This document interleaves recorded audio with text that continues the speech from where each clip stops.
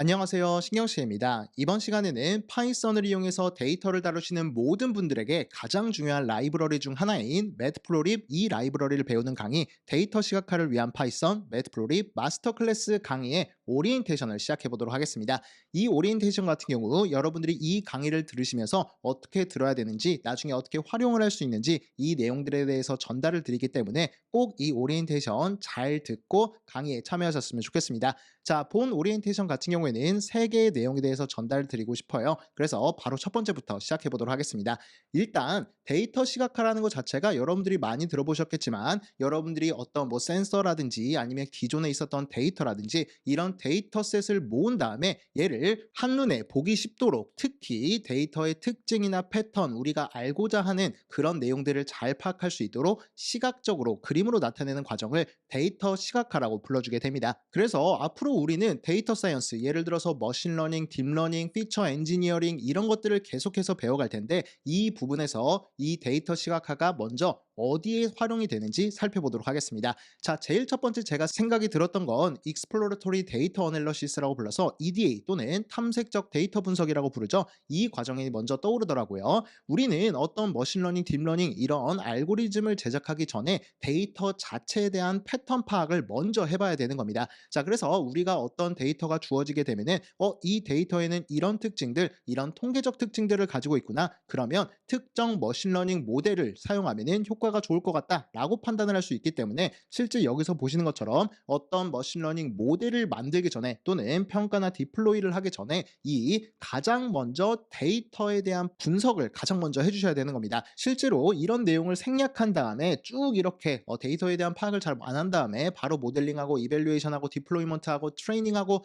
이걸 다 끝내보니까 되게 성능이 안 좋은 경우가 많아요. 근데 그런 경우에서 또 많은 부분이 이 원천 데이터에 대한 파악을 제대로 하지 않았기 때문에 모델 자체를 잘못 설정하는 그런 경우가 많습니다. 그러다 보니까 제가 가장 먼저 강조를 하는 거는 항상 어떤 모델링을 하든지 머신러닝, 딥러닝 테크닉을 다루든지 가장 먼저 데이터 자체에 대한 파악을 많이 해봐라 이런 말을 저도 항상 많이 합니다. 자, 그래서 여기 보시면은 데이터 시각화를 통해서 이 잠재적인 데이터의 특징을 뽑아내는 과정을 우리는 EDA라고 불러주게 돼요. 그래서 데이터 시각화 같은 경우에는 가장 먼저 데이터 자체에 대한 분석을 할 때 이런 경우 엄청 많이 사용하게 될 겁니다. 자, 그래서 이 데이터 EDA 같은 경우에는 어떤 데이터가 주어졌을 때 우리 눈에 잘 보이도록 이런 식으로 여러 가지 그래프를 그려서 표현을 하게 될 거예요. 실제 위키피디아에서 설명된 이 EDA에 대한 자료를 보면은 첫 번째 데이터에 대한 특징을 잘 파악하기 위해서 통계적인 그림이라든지 아니면은 여기 나온 것처럼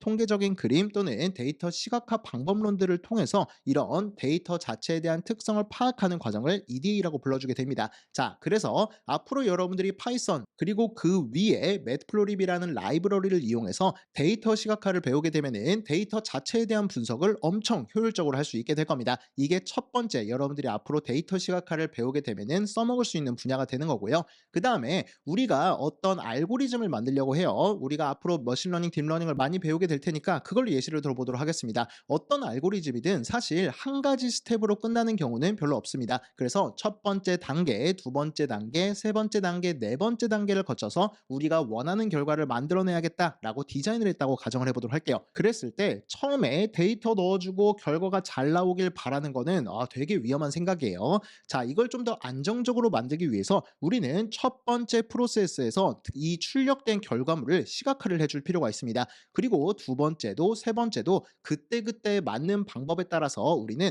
중간 과정들이 잘 뽑히고 있는지 잘 나오고 있는지 잘 계산되고 있는지 이런 것들을 반드시 확인해 보셔야 되는 겁니다. 그래야 중간 과정에 이상이 없고 최종 결과물까지 잘 나오게 된다는 거예요. 자, 그것뿐만 아니라 여기서 뭐가 문제가 생겼다라고 하면은 중간중간 과정들을 많이 뽑아보고 어디서 문제가 생긴 거지라고 파악을 할 텐데 그때 이 시각화 방법론들이 정말 유용하게 쓰이게 될 겁니다. 자, 그래서 앞에서 제가 말씀드렸던 것처럼 데이터 파악이 끝난 다음에 어떤 이제 처리들을 하기 시작할 텐데 중간 그리고 최종 과정까지도 각 단계들이 잘 진행되고 있는지 확인하기 위해서 이 데이터 데이터 시각화가 상당히 유용하게 사용이 될 거다라고 생각하시면 되겠습니다.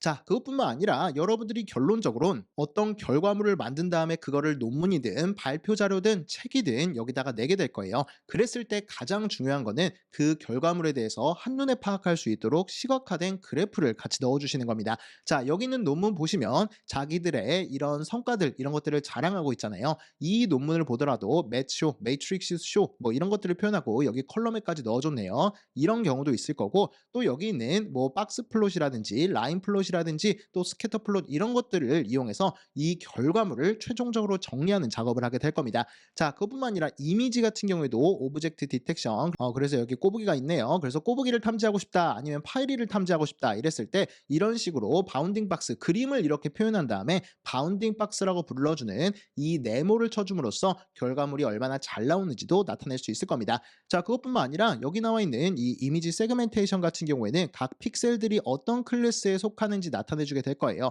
이런 것처럼 우리 결과물이 얼마나 성능이 좋은지 잘 설득하기 위해선 이 시각화 과정이 반드시 필요하다라고 생각하시면 좋겠습니다. 자, 그래서 제가 전달드리고 싶은 포인트 중 하나가 뭐냐면 일단 여러분들이 발표하는 자료를 만들고 있다고 가정을 해보도록 하겠습니다. 그랬을 때 제가 경험상 여러분들도 공감하시겠지만 일단 사람들의 이목을 끄는 게 가장 중요합니다. 어떤 학회든지 발표를 보다 보면은 거의 90%는 여러분들의 말을 듣지 않을 겁니다. 그리고 그냥 뭐 자기들의 할 일을 한다든지 그냥 한 귀로 듣고 한 귀로 흘려보내는 경우가 많아요. 그런데 그런 상황에서조차 여러분들이 하고자 하는 말을 잘 전달하고자 하는 거는 또 여러분들의 능력이라고 생각할 수 있겠죠. 그랬을 때 이 자료들 사람들의 이목을 잘 이끄는 순서대로 제가 한번 도구들을 배열해 봤습니다. 가장 눈에 띄는 거는 일단 사람들이 저게 뭐지 하고 쳐다보게 만드는 건 움직이는 동영상 같은 거일 거예요. 그래서 여러분들 발표 자료에 비디오나 이런 거를 넣어주게 되면은 일단 사람들이 한번 쳐다보게 됩니다. 그게 절반의 성공이라고 저는 생각을 해요. 자, 그 다음으로 효과가 좋은 거는 좀 예쁘게 꾸며진 이미지 또는 결과물을 한꺼번에 정리할 수 있는 그런 이미지, 그래프, 표 이런 것들을 여러분들이 보여주게 되면은 또 사람들의 눈을 이끄는 그런 도구가 될 수 있을 겁니다. 그 다음으로는 저 같은 경우에는 좀 수학식을 다루다 보니까 수학식 나오면은 그래도 한번 좀 쳐다보게 되더라고요. 그 다음에 사람들이 별로 안 쳐다보는 거는 테이블이나 특히 문장 같은 경우, 글 같은 경우에는 거의 안 본다고 저는 생각을 합니다. 자, 그러다 보니까 여러분들이 다른 사람들에게 여러분들의 의견을 잘 전달하고 싶으면은 앞에 있는 두 가지 이게 가장 효과가 저는 좋다고 생각해요. 그래서 우리 이번 강의에서 배우는 시각화, 데이터 시각화가 여기 부분의 자료를 만들어 줄 거다라고 생각을 하시면 되겠습니다. 그래서 이 데이터 사이언스에서는 제가 앞에서 말씀드렸던 것처럼 데이터 분석을 위한 거 아니면 중간 과정을 위한 거 또는 최종 결과물을 보여주기 위한 이런 도구뿐만 아니라 일단 전반적으로 여러분들의 의견을 전달하고자 할 때 가장 효율적인 자료들을 만들어주는데 이 매트플로립이 사용이 될 거다라고 생각하시면 되겠습니다. 참고 삼아서 여기 있는 비디오 같은 경우에는 다루지 않을 거예요. 이미지 위주로 많이 다루게 될 텐데 만약 이 강의를 잘 들으시면은 다른 온라인에 나와 있는 자료들 보시면은 이거 만드는 거 어렵지 않다라고 생각하실 수 있을 겁니다.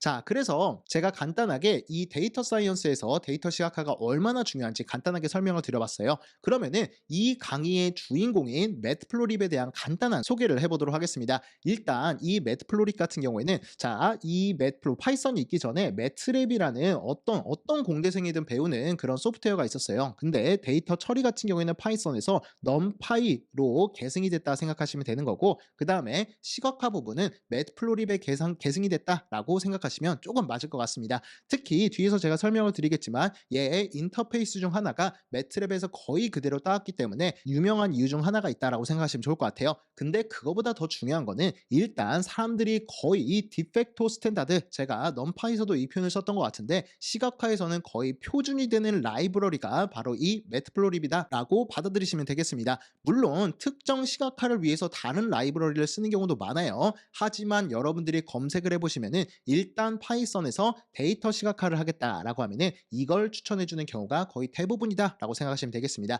그 다음에 뭐 C본이라든지 여러 가지 라이브러리가 있는데 그거는 다음에 배우시면은 이 매트플로립 잘 배워놓으면 진입 장벽이 상당히 낮아질 거다라고 생각하시면 되겠습니다. 자, 어찌됐건 저찌됐건 이 매트플로립 같은 경우에는 표준적인 시각화 라이브러리다. 어디에서 그 큰 파이썬 세상에서 디팩토 스탠다드라는 되게 중요한 의미를 가지고 있는 라이브러리예요.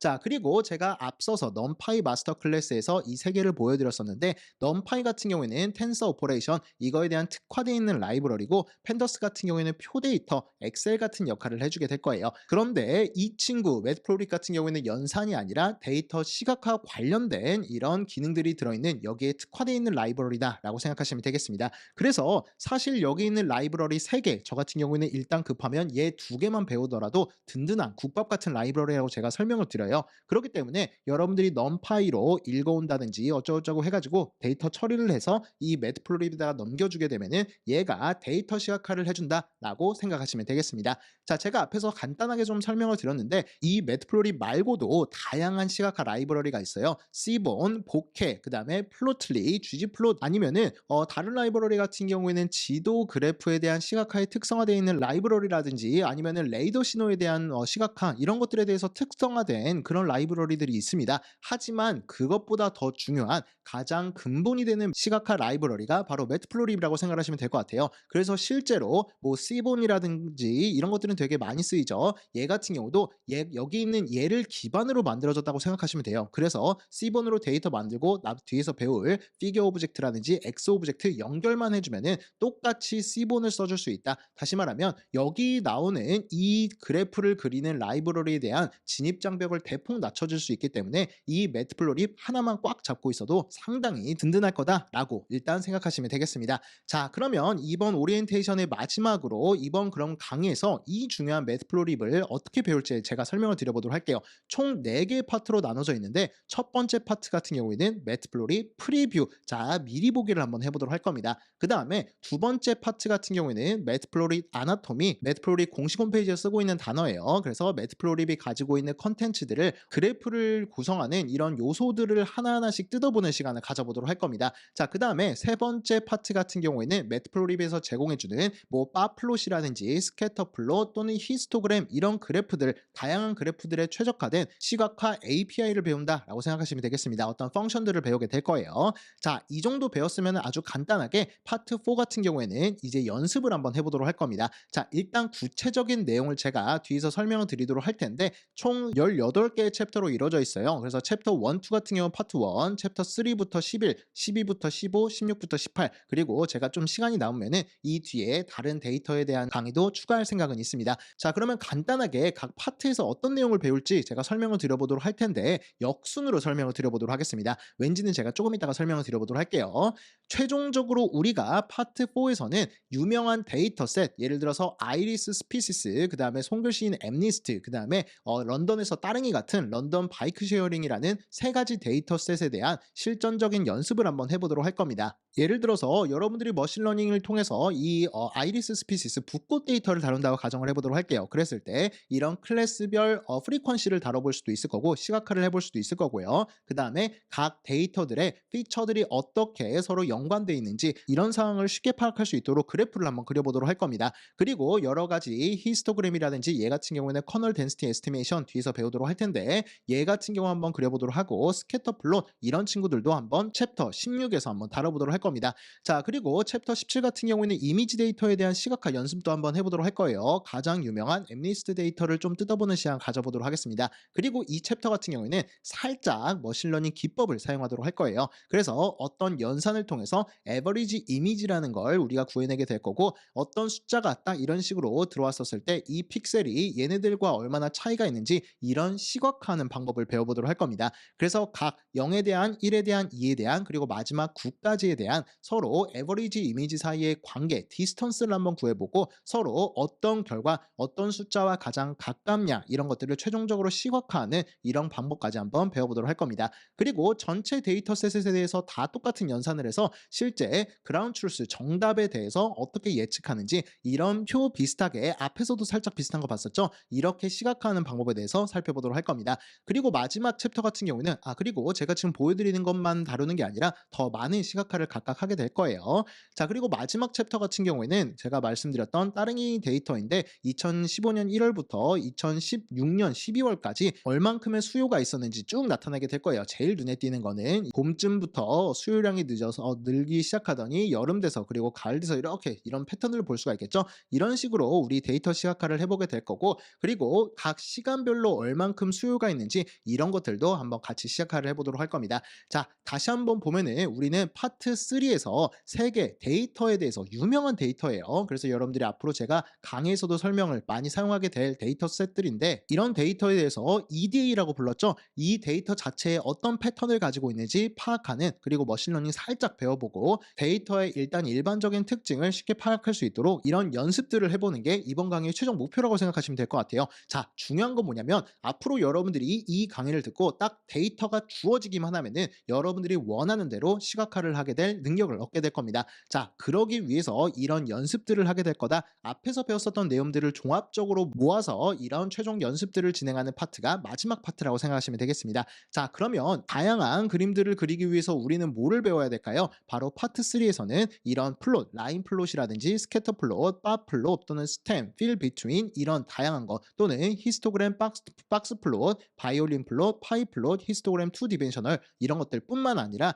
이미지를 나타내는 이런 거, 그 다음에 등고선 같은 칸투어 플롯, 그 다음에 칸투어 플롯 필, 그리고 우리 마지막으로 3D 플롯 이런 내용에 대해서 파트 3에서 다루도록 할 겁니다. 즉 우리가 결과적으로 얻고자 하는 실제 그래프를 그리기 위한 이런 API들을 배우는 게 바로 파트 3라고 생각하시면 되겠습니다. 자, 그러면 파트 2 같은 경우에는 우리가 그림을 그려주는 API들 그런 것들을 배우기 앞서서, 자 보시면은 사실 어떤 그래프가 오더라도 여기 있는 공통적인 요소가 있습니다. 예를 들어서 제목이라든지 아니면은 여기 나와 있는 이런 것들을 레전드라고 불러주는데, 레전드 또는 여기를 감싸고 있는 스파인 X축 또는 X축 레이블, Y축, 그리고 여기 보시는 것처럼 어떤 이런 데이터의 위치를 표현하기 위한 틱이라고 불러주게 되는데, 이런 틱들 그리고 틱 레이블, 틱에 달려있는 레이블을 우리는 틱 레이블이라고 불러주게 될 거예요. 자, 이런 거 그것뿐만 아니라 여기 나와 있는 배경에 쭉쭉 선을 그어주는 그리드 라인까지, 이런 것들은 앞에서 제가 보여드렸었던 이런 어떤 친구가 오더라도 공통적으로 들어있는 요소라고 생각을 하시면 될 것 같아요. 그래서 파트 2에서는 우리가 이런 공통적인 요소를 어떻게 커스터마이징 할 수 있는지, 우리가 원하는 대로 바꿀 수 있는지 한번 살펴보도록 할 겁니다. 그래서 여기 나와 있는 이 친구들을 다 배우고 난 뒤에 실제 얘네들의 사용법을 배우고 우리가 원하는 대로 이런 식으로 커스터마이징을 한다라고 생각을 하시면 좋을 것 같아요.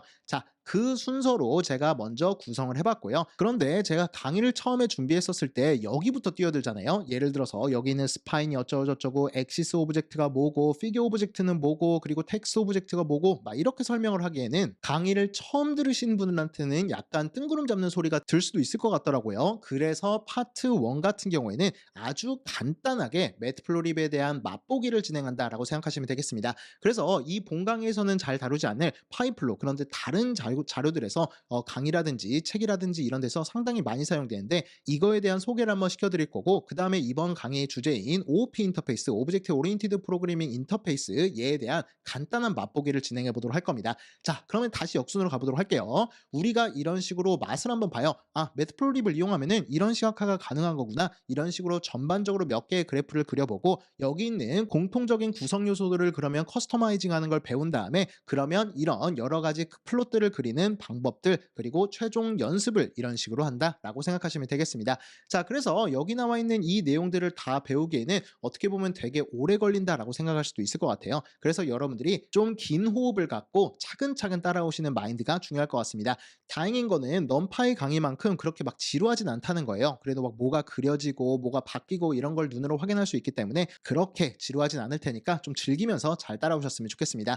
자, 이렇게 해서 이번 시간 간단하게 이 데이터 시각화를 위한 파이썬 매트플로립 마스터 클래스의 오리엔테이션 강의를 한번 진행해 봤는데요. 이번 강의, 자, 우리가 저번 시간에 배웠었던 넘파이, 처음으로 돌아가 보자면은 인공지능을 위한 파이썬 레벨 1, 2 쭉 가다가 이 아나콘다랑 가상환경 배우고 넘파이, 매트플로립, 그 다음에 수학도 듣고 계시죠. 그래서 이런 것들을 배우고 난 뒤에 다음 시간부터, 다음 강의부터는 본격적으로 딥러닝, 머신러닝을 제가 설명을 드리도록 할 겁니다. 생각보다 어려울 수도 있고 쉬울 수도 있는데, 어려웠다면은 이런 넘파이라든지 매트플로립에 대한 기본기가 부족해서 상당히 어려운 경우가 많습니다. 그러다 보니까 여러분들이 이번 강의를 통해서 데이터 시각화의 근본적인 능력을 충분히 배양하는 시간이 됐으면 좋겠습니다. 앞으로 이 강의까지 쭉 다 듣고 나면은 재밌는 세상이 펼쳐질 테니까 조금만 참고 힘내서 따라와 주셨으면 좋겠습니다. 자, 그러면 본격적인 강의에서 뵙도록 하고 이번 시간은 이렇게 마무리하도록 하겠습니다. 수고하셨습니다.